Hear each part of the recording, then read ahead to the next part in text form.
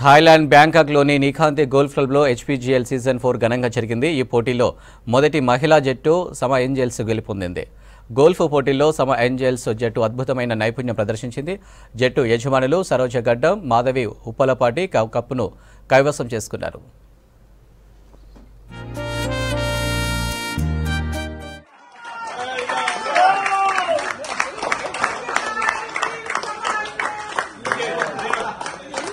Cheers to Sama Angels!